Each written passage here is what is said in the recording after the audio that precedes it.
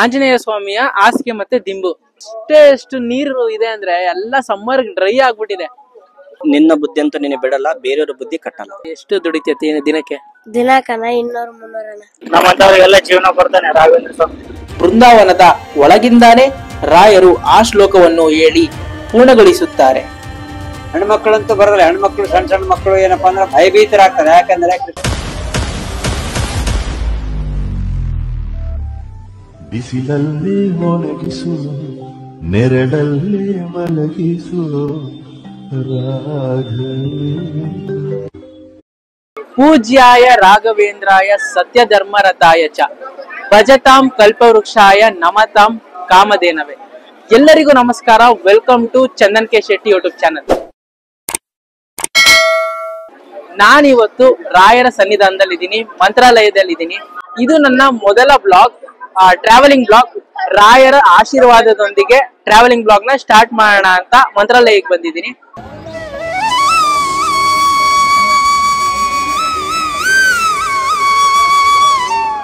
ಮಂತ್ರಾಲಯಕ್ಕೆ ಬಂದ್ರೆ ಯಾವ್ಯಾವೆಲ್ಲ ಪ್ಲೇಸ್ ನ ಮಿಸ್ ಮಾಡದೆ ನೀವು ನೋಡ್ಬೇಕು ಅನ್ನೋದನ್ನ ಈ ಪೂರ್ತಿ ವಿಡಿಯೋ ನೋಡಿದ್ರೆ ನಿಮ್ಗೆ ಗೊತ್ತಾಗುತ್ತೆ. ಇದಕ್ಕೂ ಮುಂಚೆ ನೀವೇನಾದ್ರೂ ಮಂತ್ರಾಲಯಕ್ಕೆ ಹೋಗೋ ಪ್ಲಾನ್ ಇದ್ರೆ ಟ್ರೈನ್ ನಲ್ಲಿ ಬರೋದಾದ್ರೆ ಸ್ಲೀಪಿಂಗ್ ಕೋಚ್ ನ ಬುಕ್ ಮಾಡ್ಕೊಂಡ್ ಬಂದ್ರೆ ಒಳ್ಳೇದು. ಇಲ್ಲ ಜನರಲ್ ಅಲ್ಲಿ ಬರ್ತೀವಂದ್ರೆ ಸ್ವಲ್ಪ ರಿಸ್ಕು, ಅಥವಾ ಬಸ್ಸಲ್ಲಿ ಬಂದ್ರೂ ಬೆಟರೆ. ಬಟ್ ಟ್ರೈನ್ಗಿಂತ ಬಸ್ಸು ಸ್ವಲ್ಪ ಕಾಸ್ಟ್ಲಿನೇ. ನಾವು ಟ್ರೈನ್ನ ಮುಂಚೆನೆ ಬುಕ್ ಮಾಡಿದ್ವಿ, ಅದಕ್ಕೋಸ್ಕರ ನಮಗೆ ಈಸಿ ಆಯ್ತು. ಅಲ್ಲಿಂದ ಆಟೋನ ಪಿಕಪ್ ಮಾಡಿ ಮಂತ್ರಾಲಯಕ್ಕೆ ಹೊರಟ್ವಿ. ಆ ಆಟೋದವ್ರನ್ನ ಮಂತ್ರಾಲಯದ ಬಗ್ಗೆ ಕೇಳಿದಾಗ ಆಟೋದವರು ಮಂತ್ರಾಲಯದ ಬಗ್ಗೆ ಏನ್ ಹೇಳ್ತಾರಂದ್ರೆ, 5 ವರ್ಷ ಎಕ್ಸ್ಪೀರಿಯನ್ಸ್ ಇದೆ ಗಾಡಿಯಲ್ಲಿ. ಮಂತ್ರಾಲಯಕ್ಕೂ ಸ್ಟೇಷನ್ ಮಾತ್ರ ಹೊಡೆಯೋದು ನಾವು. ಫಸ್ಟ್ ಬಂದು ಭಕ್ತರು ಬಂದು ಫಸ್ಟ್ ಇಲ್ಲಿ ಹೋಗ್ಬಾರ್ದು. ಫಸ್ಟ್ ಬಂದು ಪಂಚಮುಖಿ ಹೋಗ್ಬೇಕು.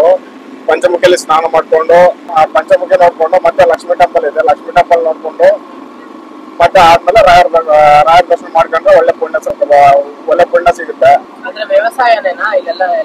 ಎಲ್ಲ ವ್ಯವಸಾಯ. ಇಲ್ಲಿ ಭತ್ತ ಬೆಳಿತೇವೆ, ಹತ್ತಿ ಬೆಳಿತೇವೆ. ಇಲ್ಲ ನಾನು 8 ವರ್ಷ ಕೆಲಸ ಮಾಡಿದ್ದೀನಿ ಬೆಂಗಳೂರಲ್ಲಿ. ಅದಾದ್ಮೇಲೆ ಬೆಂಗಳೂರಲ್ಲಿ ಇದ್ದವರು ತಿರ್ಗಾ ನಿಮ್ಮೂರಿಗೆ ಬಂದಿದ್ರಲ್ಲ, ಯಾಕೆ? ಅದೇಣ ಅಲ್ಲಿ 30,000 ಸ್ಯಾಲರಿ ಬಂದ್ರು ಕಮ್ಮಿ ಗೊತ್ತಾಗಿ ಅದಕ್ಕೋಸ್ಕರ ಬೆಂಗಳೂರು ಬಿಟ್ಟೆ ಕರ್ಕೊಂಡು. ಸೊ ಮೊದಲನೇದಾಗಿ ತುಂಬಾ ಬಿಸಿಲಿದೆ. ಫಸ್ಟ್ ರಾಯರ ದರ್ಶನ ಮಾಡೋಣ, ಆ ನಂತರ ನಿಮ್ಗೆ ಕಂಟಿನ್ಯೂಸ್ ಯಾವ ಪ್ಲೇಸ್ಗೆ ಹೋಗ್ತೀವಿ ಅಂತ ನಾವು ನಿಮ್ಗೆ ತೋರಿಸ್ತೀವಿ.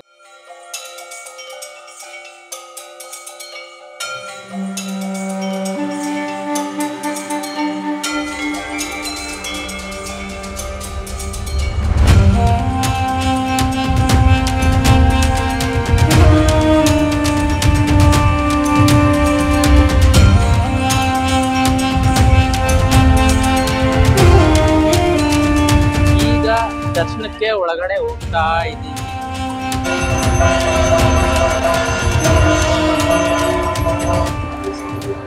ರಾಯರೇ ಕರ್ಸ್ಕೊಂಡ್ರು ಅನ್ಸುತ್ತೆ ನಮ್ನ, ಯಾಕಂದ್ರೆ ತುಂಬಾ ಹತ್ತಿರದಿಂದ ಒಂದು ಒಳ್ಳೆ ನೆಮ್ಮದಿಯ ದರ್ಶನ ಆಯ್ತು. ನನ್ಗೆ ಪ್ರತಿ ಸತಿ ಮಂತ್ರಾಲಯಕ್ಕೆ ಬಂದಾಗ ಒಂಥರ ಪಾಸಿಟಿವ್ ವೈಬ್ಸ್. ಈ ವಿಡಿಯೋ ಮೂಲಕ ನನ್ನ ಒಂದು ಟ್ರಾವೆಲಿಂಗ್ ಜರ್ನಿನ ಸ್ಟಾರ್ಟ್ ಮಾಡ್ತಾ ಇದ್ದೀನಿ ರಾಯರ ಆಶೀರ್ವಾದದೊಂದಿಗೆ. ರಾಯರ ಆಶೀರ್ವಾದ ನನ್ನ ಮೇಲೆ ಹಾಗೆ ನಿಮ್ಮ ಮೇಲೆ, ನನ್ನ ಎಲ್ಲ ಸಬ್ಸ್ಕ್ರೈಬರ್ಸ್ ಗಳ ಮೇಲೆ, ಎಲ್ಲ ಪ್ರೀತಿ ಪಾತ್ರಗಳ ಮೇಲೆ ಇರ್ಲಿ ಅಂತ ಕೇಳ್ಕೊಳ್ತೀನಿ.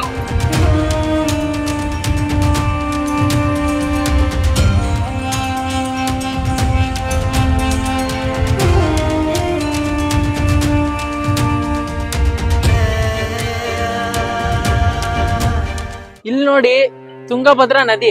ಹೋದ್ಸತಿ ಬಂದಾಗ ನೀರ್ ಎಷ್ಟಿತ್ತಂದ್ರೆ ಈಗ ನೋಡಿ ಎಷ್ಟು ಡ್ರೈ ಆಗಿದೆ. ಪೂರ್ತಿ ನೋಡಿ ಒಂದ್ಸತಿ.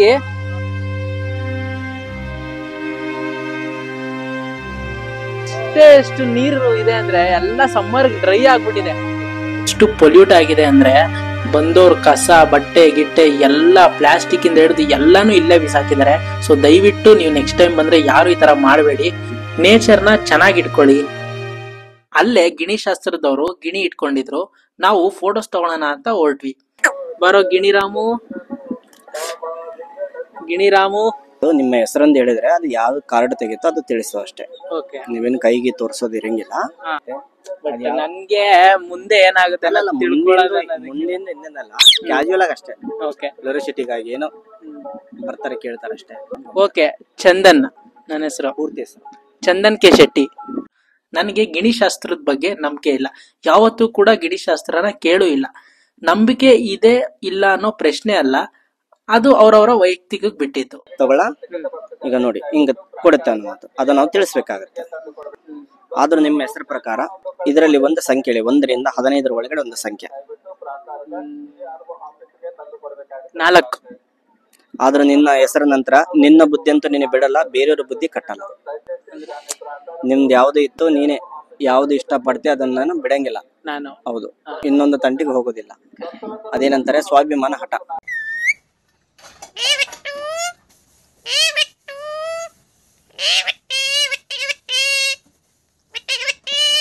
ಏನ ನಿನ್ ಹೆಸರು? ನನ್ನ ಹೆಸರು ಸಿದ್ಧಲಿಂಗಣ್ಣ. ಸಿದ್ಧಲಿಂಗ. ಎಷ್ಟು ದುಡಿತೈತಿ ದಿನಕ್ಕೆ? ದಿನಕನ 200-300 ಅಣ್ಣ. ಸ್ಕೂಲು? ಸ್ಕೂಲ್ಗೆ ಹೋಗ್ತಾನೆ, ಸ್ಕೂಲ್ಗೆ ಹೋಗಿ ಬರ್ತಾನೆ. ಇಲ್ಲ ಡೈಲಿ ಇರ್ತೀಯ ಅಲ್ಲೇ? ಡೈಲಿ ಇರ್ತಾನೆ. ಇರೋ ರಾಜ ಅಣ್ಣ.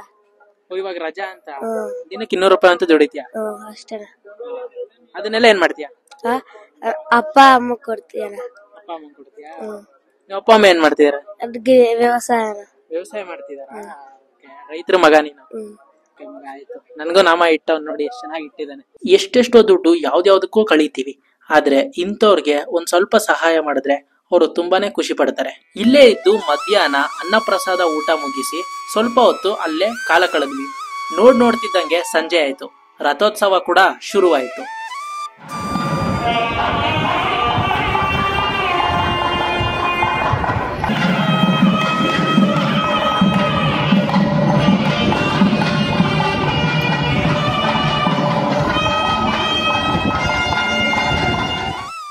ಮರುದಿನ ಮತ್ತೆ ರಾಯರ ದರ್ಶನ ಮಾಡ್ಕೊಂಡು ಹೊರಟ್ವಿ. ಈಗ ತಾನೇ ರಾಯರ ದರ್ಶನ ಮುಗಿಸಿ ಎಷ್ಟು ಟೆಂಪಲ್ ಅಣ್ಣ ಇವಾಗ? 5 ಪ್ಲೇಸಸ್. ಈಗ 5 ಬೇರೆ ಬೇರೆ ಪ್ಲೇಸಸ್ಗೆ ಹೋಗ್ತಾ ಇದೀವಿ. ಸೊ ನಮ್ ಜೊತೆ ಅಣ್ಣ, ನಿಮ್ ಹೆಸರು? ಪ್ರಾಣೇಶ್ ಪಂಚಮುಖಿ. ನಮ್ಮಂತವ್ರಿಗೆಲ್ಲ ಜೀವನ ಕೊಡ್ತಾನೆ ರಾಘವೇಂದ್ರ ಸ್ವಾಮಿ. ಹೌದಾ? ರಾಯರ್ ಕಂಡ್ರೆ ಯಾಕಷ್ಟು ಭಕ್ತಿ ನಿಮ್ಗೆ? ರಾಯರ ಕಂಡ್ರೆ ಇಲ್ಲೆಲ್ಲ ರಾಯರ ನಂಬ್ಕೊಂಡು ಇಲ್ಲಿ ಹಲವಾರು ಜನ ಬದುಕ್ತಾರೆ. ಕಸ ಗೂಡ್ಸೋರು, ಆಟೋ ನಡ್ಸೋರು, ಡ್ರೈವರ್ಗಳು, ಲಾಡ್ಜ್ ಅವರು, ಎಲ್ಲ ದೇವಸ್ಥಾನದಲ್ಲಿ ಕೆಲಸ ಮಾಡೋರು, ಮಠದಲ್ಲಿ ಕೆಲಸ ಮಾಡೋರು, ಬೇಜಾನ್ ಜನ ಇದ್ದಾರೆ. ಈಗ ನಮ್ಗೆ 5 ಪ್ಲೇಸಸ್ ನ ತೋರ್ಸಕ್ ಹೊರಟಿದಾರೆ ಅಲ್ವಾ ಅಣ್ಣ? ಹೌದು. ಮೊದಲನೇ ಪ್ಲೇಸ್ ಯಾವ್ದು? ಅಭಯಾಂಜನೇಯ. ಎಷ್ಟು ಕಿಲೋಮೀಟರ್ ಇದೆ ಮಂತ್ರಾಲಯದಿಂದ? ಮಂತ್ರಾಲಯಲ್ಲಿ ಅಭಯಾಂಜನೇಯ ಇಲ್ಲ 1 ಕಿಲೋಮೀಟರ್ ಐತೆ. ಅಭಯ ಆಂಜನೇಯ ದೇವಸ್ಥಾನಕ್ಕೆ ಬಂದ್ವಿ ಈಗ.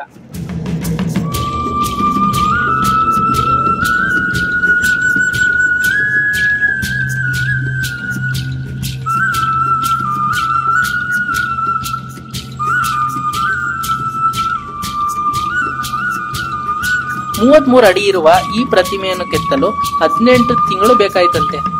ಮಾರ್ಚ್ 14, 2021ರಂದು ಈ ವಿಗ್ರಹವು ಲೋಕಾರ್ಪಣೆಯಾಯಿತು.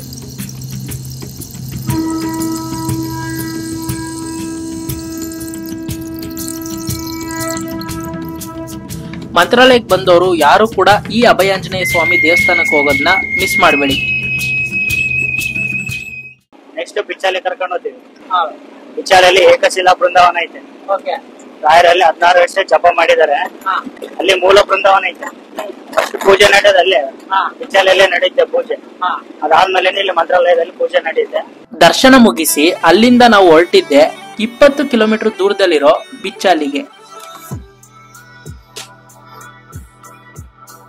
ಬಿಚ್ಚಾಲಿಗೆ ಹೋಗ್ಬೇಕಾದ್ರೆ ನಡುವೆ ಈ ಬ್ರಿಡ್ಜ್ ನ ನೀವು ನೋಡಬಹುದು. ಇದನ್ನ ದಾಟಿದ್ರೆ ಕರ್ನಾಟಕ. ಇದು ಕರ್ನಾಟಕ ಮತ್ತು ಆಂಧ್ರ ಪ್ರದೇಶ ರಾಜ್ಯದ ನಡುವಿನ ಬಾರ್ಡರ್ ಕೂಡ ಆಗಿದೆ.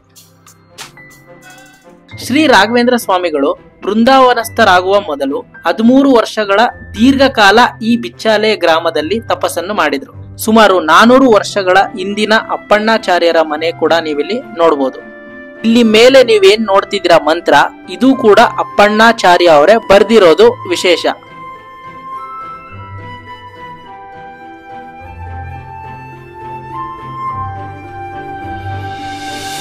ರಾಯರು ವಿಶ್ರಾಂತಿ ಪಡೆಯುತ್ತಿದ್ದ ಜಾಗ ಕೂಡ ಇದೇ ಆಗಿದೆ.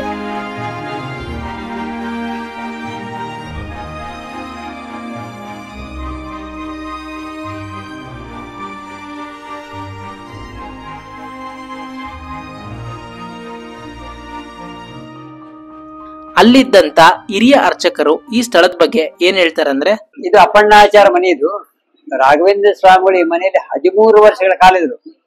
ಜಪದ ಕಟ್ಟೆಯಲ್ಲಿ ರಾಘವೇಂದ್ರ ಸ್ವಾಮಿಗಳು ಜಪ ತಪಸ್ಸು ಮುಗಿಸ್ಕೊಂಡ್ಬಂದು ಹೊರಗಡೆ ಗ್ರಿಲ್ ಹಾಕಿದಾರಲ್ಲ ರಂಗೋಲಿ, ಆ ರಂಗೋಲಿ ಹಾಕಿದ್ರೆ ರಾಘವೇಂದ್ರ ಸ್ವಾಮಿಗಳು ತಪಸ್ಸು ಅಲ್ಲಿ ವಿಶ್ರಾಂತಿ ಮಾಡ್ತಾ ಇದ್ರು.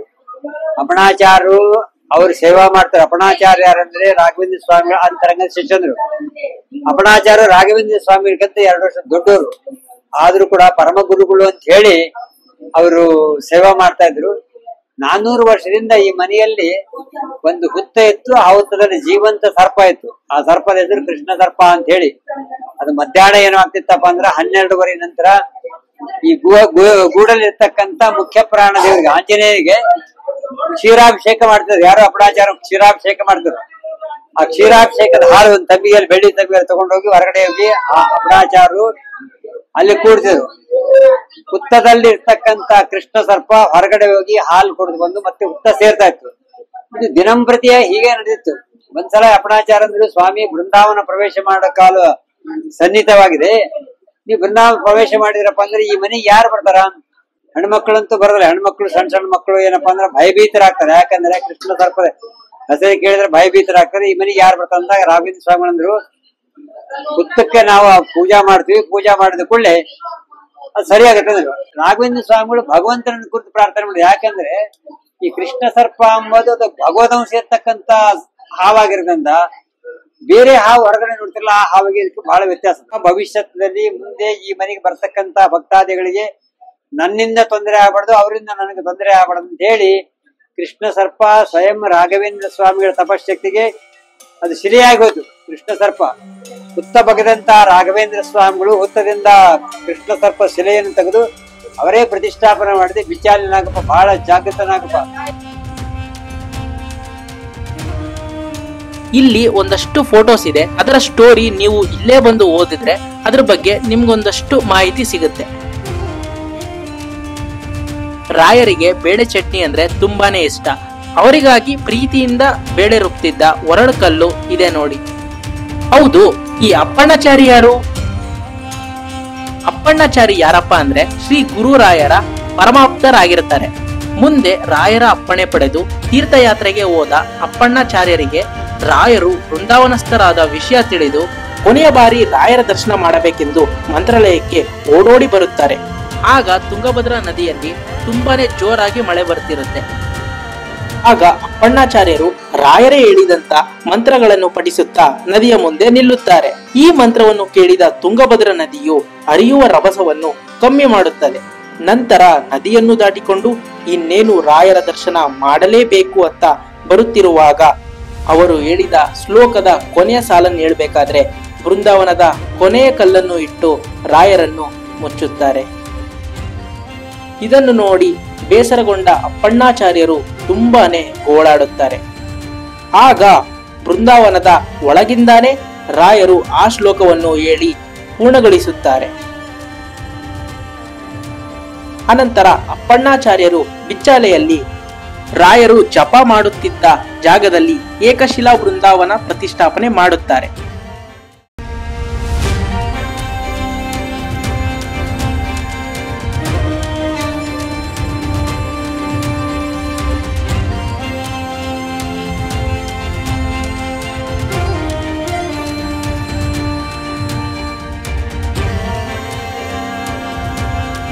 ಇದಿಷ್ಟು ಅಪ್ಪಣ್ಣಾಚಾರ್ಯರ ಭಕ್ತಿಪೂರ್ವ ಕಥೆ. ಈ ಏಕಶಿಲಾ ಬೃಂದಾವನದ ಹಿಂದೆ ಶ್ರೀ ಬಿಚ್ಚಾಲಮ್ಮ ದೇವಸ್ಥಾನ ಕೂಡ ಇದೆ.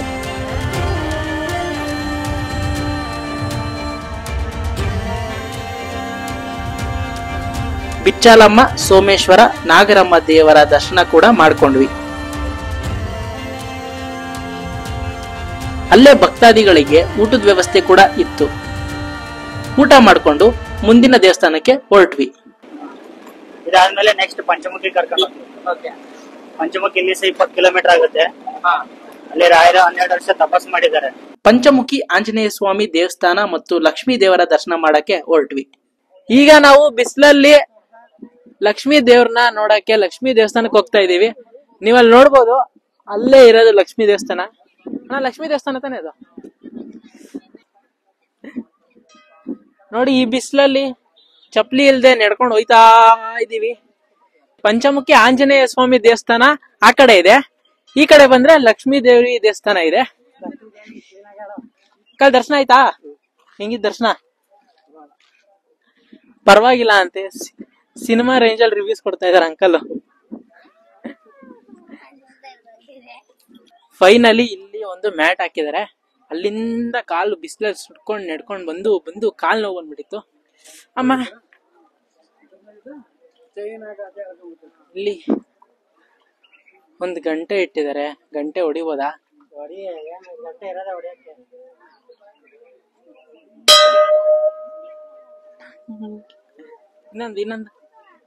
ಇನ್ನೊಂದ್ಸತಿ ಲಾಸ್ಟ್ ಸರಿ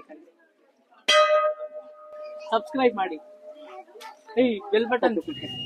ಇದೇ ಲಕ್ಷ್ಮೀ ದೇವಸ್ಥಾನ. ದೇವ್ರು ಬಂದು ಬಂಡೆಯ ಒಳಗಡೆ ಇರುತ್ತೆ. ಬನ್ನಿ ದರ್ಶನ ಮಾಡ್ಕೊಂಡು ಹಾಗೆ ಅರ್ಚಕರನ್ನ ಈ ದೇವಸ್ಥಾನದ ಮಹತ್ವ ಕೇಳೋಣ. ಇಲ್ಲಿ ಬಂದಿರೋದು ಮಹಾಲಕ್ಷ್ಮೀ ದೇವಿ. ಯಾರು ಪ್ರತಿಷ್ಠೆ ಮಾಡಿದ್ರಲ್ಲ ಉದ್ಭವ ಇದೆಲ್ಲ ಮಹಾಲಕ್ಷ್ಮೀ ದೇವಿ. ಗುರುಗಳ ಮಂತ್ರಾಲಯದ ರಾಘವೇಂದ್ರ ಸ್ವಾಮಿಗಳಿದ್ದಾರಲ್ಲ ಬೃಂದಾವನಾಗಿ, ಆ ಗುರುಗಳಿನ ಮಂತ್ರಾಲಯಕ್ಕೆ ಹೋಗೋ ಮುಂಚೆ ರಾಘವೇಂದ್ರ ಸ್ವಾಮಿಗಳು ಮೊದಲು ಇಲ್ಲಿಗೆ ಬಂದಿರೋದು. ಇಲ್ಲಿ ಬಂದಿರೋದು ರಾಘವೇಂದ್ರ ಸ್ವಾಮಿಗಳು ಸುಮಾರು 400 ವರ್ಷ ಕೆಳಗಡೆ 16ನೇ ಶತಮಾನದಲ್ಲಿ ರಾಘವೇಂದ್ರ ಸ್ವಾಮಿಗಳು ಬಂದು ಇಲ್ಲಿ ಗರ್ಭಗುಡಿಯಲ್ಲಿ ಕುತ್ಕೊಂಡು ರಾಘವೇಂದ್ರ ಸ್ವಾಮಿಗಳು ಮೊದಲ ಪೂಜೆ ಮಾಡ್ತಿದ್ರು ತಾಯಿಗೆ. ಅವಾಗ ಮಹಾಲಕ್ಷ್ಮೀ ದೇವಿ ಪ್ರತ್ಯಕ್ಷ ಆಗಿ ಆಶೀರ್ವಾದ ಕೊಟ್ಟು ರಾಯರಿಗೆ ಅಲ್ಲಿ ಅಂಜನ ಸ್ವಾಮಿ ಮಂಡಳಿಯಲ್ಲಿ ಕುತ್ಕೊಂಡಿದ್ದಾನಂತ ಮಹಾಲಕ್ಷ್ಮೀ ದೇವಿ ತಿಳಿಸ್ಕೊಟ್ಟಿದ್ರು ರಾಘವೇಂದ್ರ ಸ್ವಾಮಿಗಳಿಗೆ. ಆಗ ರಾಘವೇಂದ್ರ ಸ್ವಾಮಿಗಳು ಈ ತಾಯಿನ ಹತ್ರ ಮೊದಲು ಆದಿಶಕ್ತಿ ತಗೊಂಡ ನಂತರನೇ ಆ ಪಂಚಮುಖ ಅಂಜನ ಸ್ವಾಮಿ ಹತ್ರ ಗರ್ಭಗುಡಿಯಲ್ಲಿ ಕುತ್ಕೊಂಡು 12 ವರ್ಷದಲ್ಲಿ ರಾಘವೇಂದ್ರ ಸ್ವಾಮಿಗಳು ತಪಸ್ ಮಾಡಿದ್ರು. 16ನೇ ಶತಮಾನದಲ್ಲಿ ತಪಸ್ಸು ಮೆಚ್ಚಿಕೊಂಡು ಅಂಜನ ಸ್ವಾಮಿ 5 ಮುಖದಲ್ಲೇ ಪ್ರತ್ಯಕ್ಷ ಆಗಿ ಮೇಲೆ ಅಂಜನ ಸ್ವಾಮಿ ಪಾದಗಳಿದ್ದಾವ ನಮಸ್ಕಾರ ಮಾಡಿ ಬಂದ್ರ ಪಾದಗಳನ್ನ ಅಂಜನ ಸ್ವಾಮಿ ಅಲ್ಲಿ ನಿಂತ್ಕೊಂಡು ರಾಘವೇಂದ್ರ ಸ್ವಾಮಿಗಳಿಗೆ ಮಂತ್ರಾಲಯಕ್ಕೆ ಹೋಗ್ಲಿಕ್ಕೆ ದಾರಿ ತೋರಿಸ್ಕೊಟ್ಟಿದ್ರು. ಈ ತಾಯಿ ಅಲ್ಲಿಗೆ ಹೋಗಕ್ ಹೇಳ ರಾಯರು.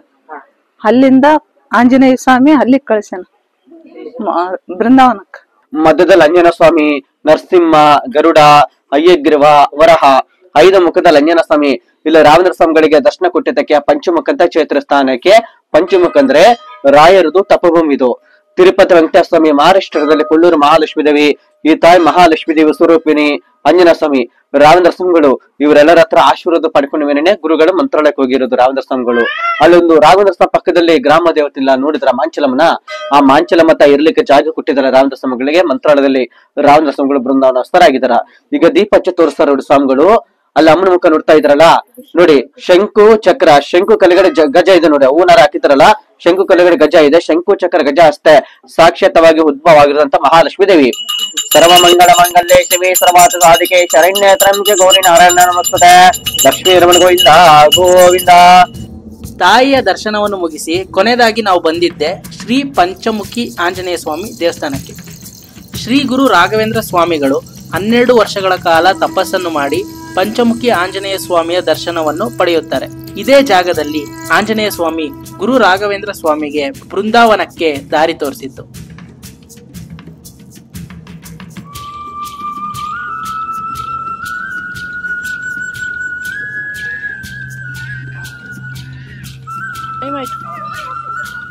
ಅಲ್ಲಿ ನೋಡಿ ಪುಷ್ಪಕ ವಿಮಾನ.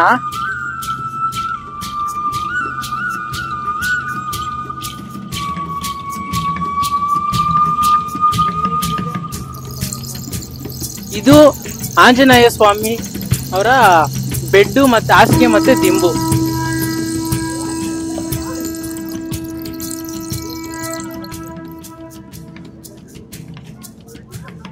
ಆಂಜನೇಯ ಸ್ವಾಮಿಯ ಹಾಸಿಗೆ ಮತ್ತೆ ದಿಂಬು. ಇದಿಷ್ಟು ನಮ್ಮ ಇವತ್ತಿನ ಬ್ಲಾಗ್ ಆಗಿತ್ತು. ಸೊ ಆಟೋದವ್ರು ವೆಯ್ಟ್ ಮಾಡ್ತಾ ಇದ್ದಾರೆ, ಹೋಗಿ ಬೆಂಗಳೂರು ತಲುಪ್ತೀವಿ. ಸೊ ವಿಡಿಯೋನ ಮಿಸ್ ಮಾಡದೆ ಲೈಕ್ ಮಾಡಿ, ಶೇರ್ ಮಾಡಿ, ಹಾಗೆ ಸಬ್ಸ್ಕ್ರೈಬ್ ಮಾಡೋದು ಮಾತ್ರ ಮರಿಬೇಡಿ. ಮುಂದಿನ ವಿಡಿಯೋದಲ್ಲಿ ಸಿಗೋಣ. ಅಂಟಿಲ್ ದೆನ್ ಬಾಯ್.